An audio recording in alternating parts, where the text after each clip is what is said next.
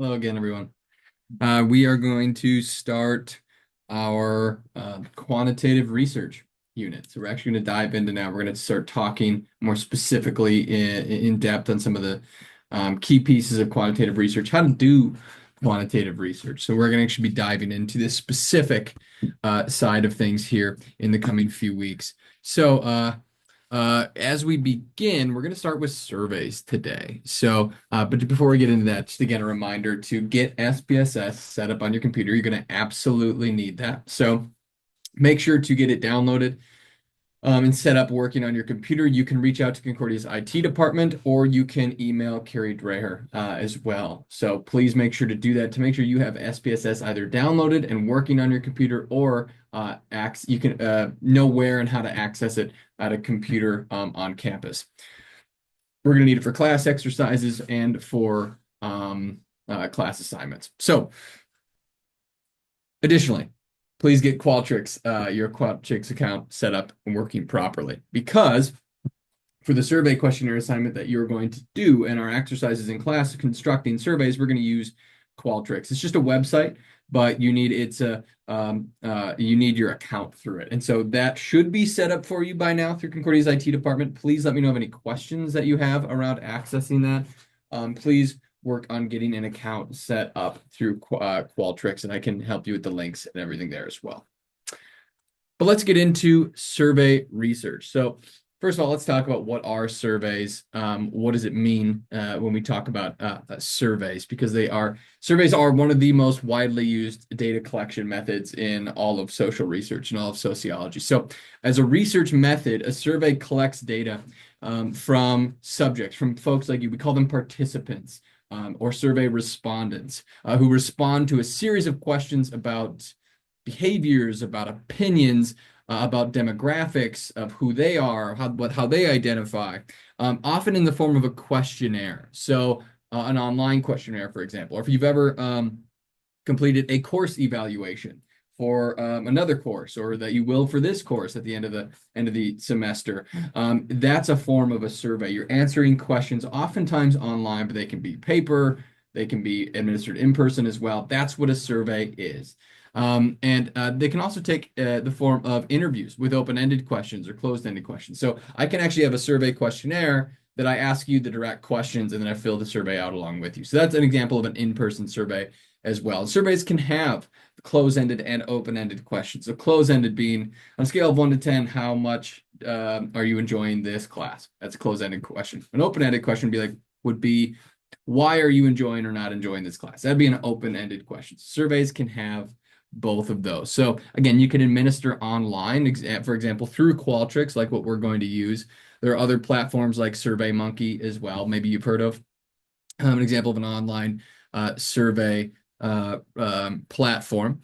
And again, you can administer it in person or even remotely as well. You can read them in person to respondents and fill out with them, or you can even mail surveys to folks across the nation or to specific populations, and they can send them back. So a lot of ways to complete surveys. The most widely used version are online surveys like through Qualtrics. It's just very, very readily available, very accessible. And again, it is the most widely used scientific research method in sociology, is the survey. That's why it's really important that we're talking about it today. So some advantages of survey research. So number one, allows for anonymity. So you can have anonymous survey responses. You can use anonymous links and not track people and how they're responding. And that can be really great for, especially if you're researching maybe hot topic issues, or maybe issues of inclusion or diversity, or inclusions of employment satisfaction in organizations. These are really important that we remain anonymous and that we protect the anonymity of respondents. Additionally, large to reach populations can be studied effectively with surveys. So you can send a survey out to thousands or tens of thousands or hundreds of thousands of people very effectively and efficiently. If you have those, say, emails, or if you have their addresses, it's able to reach a large amount of people quite efficiently. And then standardizations and generalizability. So we can really standardize. Let's say we're sending these surveys out to hundreds of thousands of people. We can standardize that survey on what that survey is asking, right? It's not like an interview where you're going to go down lots of different paths, but it's very standardized. And then we can generalize those results. So if we send out a survey to 5,000 people that represent maybe people aged 13 to 25 in the United States, we can collect that data very efficiently with very little and minimal involvement from the researchers. Once you establish the research tool, the survey questions, and send those out and monitor the responses coming in, you're not having to speak to every one of those respondents. So it can be done very efficiently with large groups of people. So let's talk a little bit about the specific different types of the surveys that you'll actually see. So, for example, mail questionnaires. So mail questionnaire is just like what it sounds like. So mail questionnaire is you sending out a paper survey by mail. And you can see I've highlighted in blue some of the advantages here of each of these, and in red, maybe a disadvantage or a limitation. So some advantages of a mail questionnaire, you can easily access a large sample. You can send a mail questionnaire to a lot of people. You can also have some control over who is included in the sample, such as residents of a specific region. You can control who you send that survey to.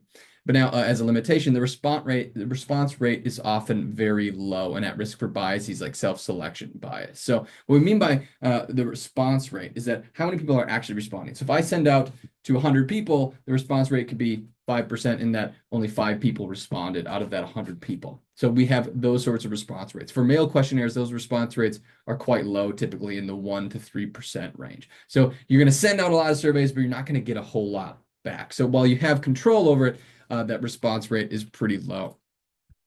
In-person questionnaires. So this is where you distribute a written questionnaire to be completed by respondents on the spot. So it's the questionnaire is actually administered by you, the researcher. So you're reading the questions to the person who's completing and answering the questions, actually completing the questionnaire.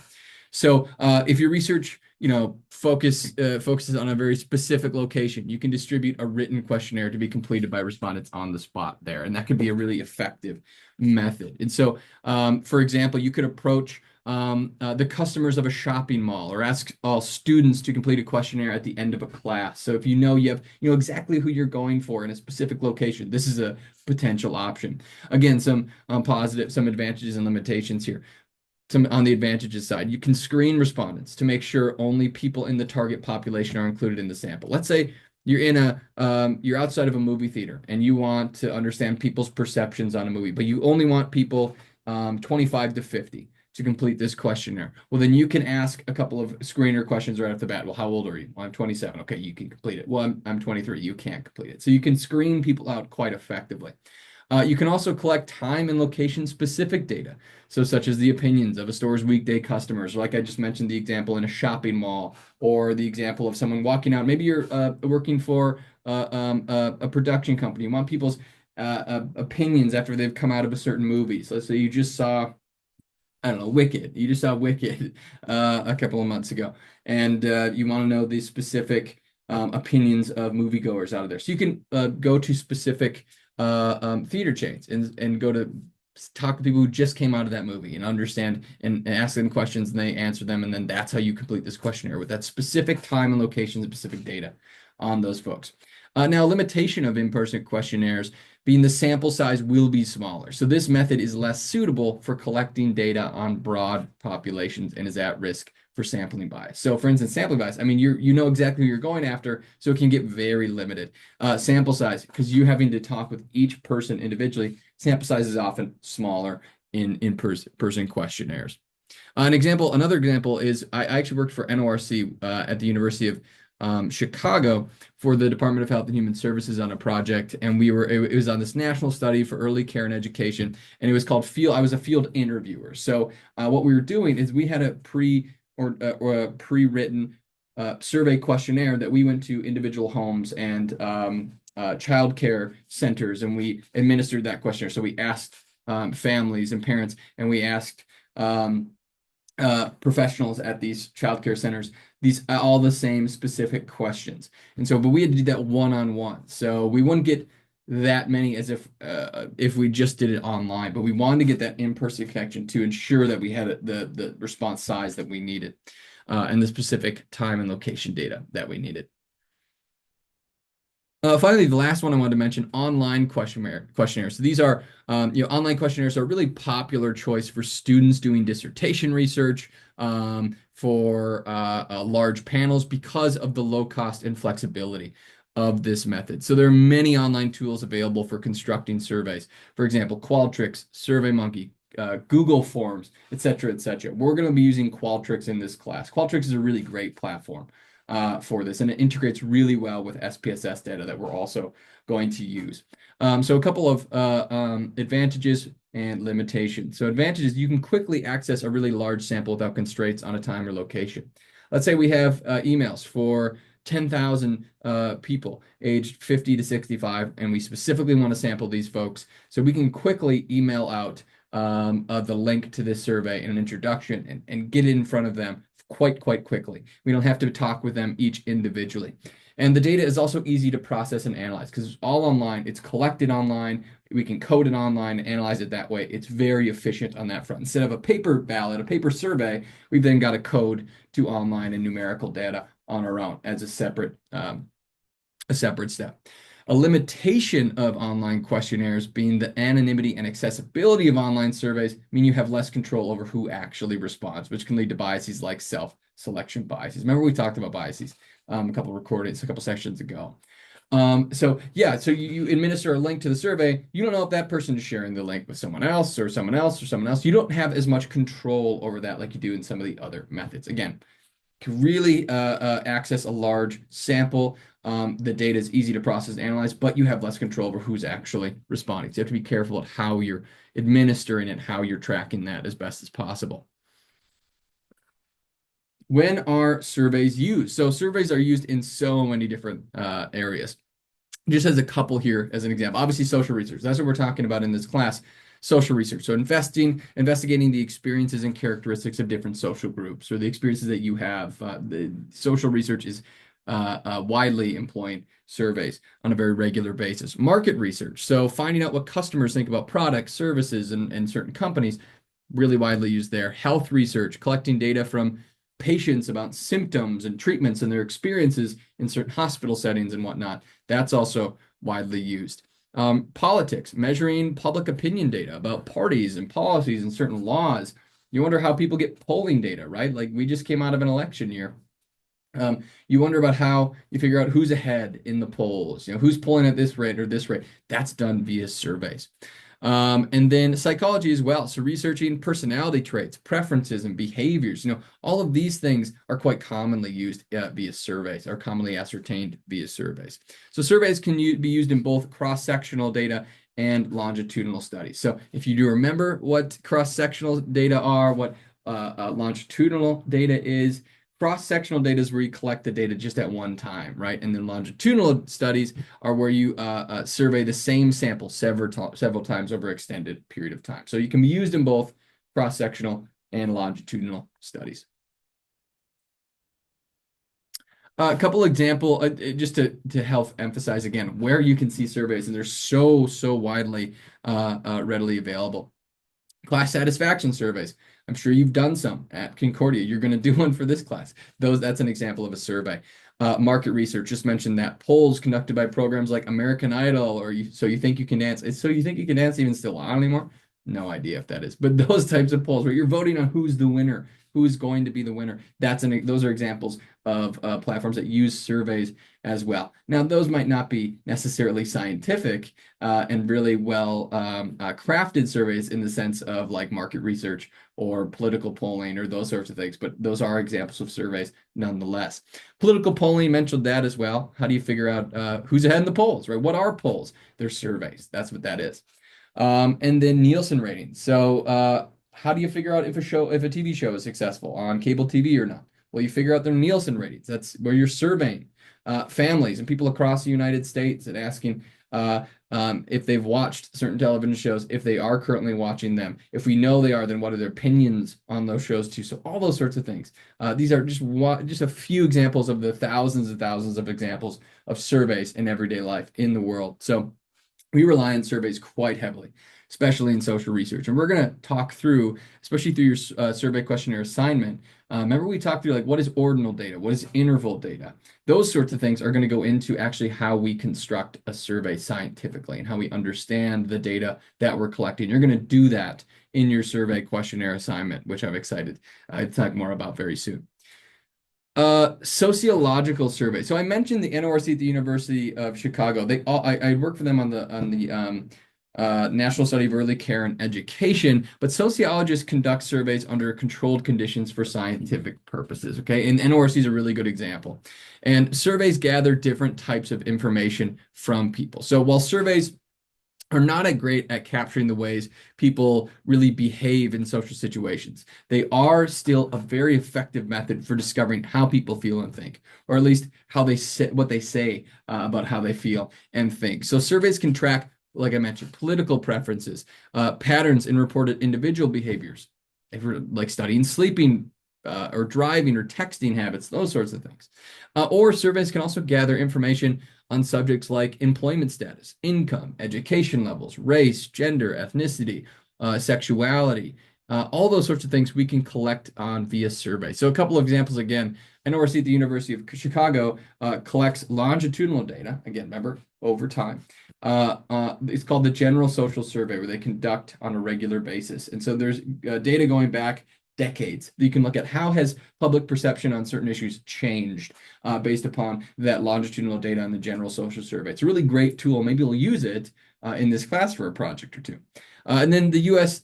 Census Bureau, right? So the census, and I put a reading for today, U.S. Census Bureau at a glance.